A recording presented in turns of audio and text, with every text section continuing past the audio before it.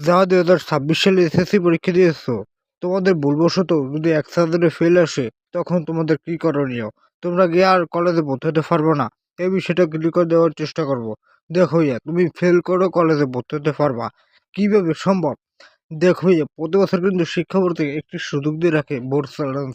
তুমি বোর্ড চ্যালেঞ্জের মাধ্যমে তুমি খাতাগুলো আবার শিক্ষকদের দেখাতে পারো এবং তুমি তার মাধ্যমে রেজাল্ট চেঞ্জ করে নিয়ে আসতে পারো। উদাহরণস্বরূপ, তোমার বাংলায় ফেল করছো, এখন রেজাল্ট প্রকাশ করার সাথে সাথে তোমাকে 7 দিনের মধ্যে একটি নোটিশ দিবে যে 125 টাকার মধ্যে বোর্ড চেঞ্জ করো। যখন বোর্ড চেঞ্জ করবে 125 টাকা দিয়ে, তখন শিক্ষকরা তোমার খাতাগুলো আবার দেখবে। তোমার মধ্যে কনফিউজ আছে যে আমি পাস করবই করব, তাহলে তুমি বোর্ড চেঞ্জ করতে পারো।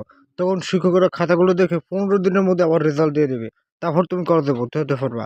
সেই বিষয়গুলো আমি তোমাদেরকে জানিয়ে দেওয়ার চেষ্টা করব। তাই নোমানের চ্যানেলের সাথে সবসময় থাকবো, তাহলে সকল আপডেট জানতে পারবা।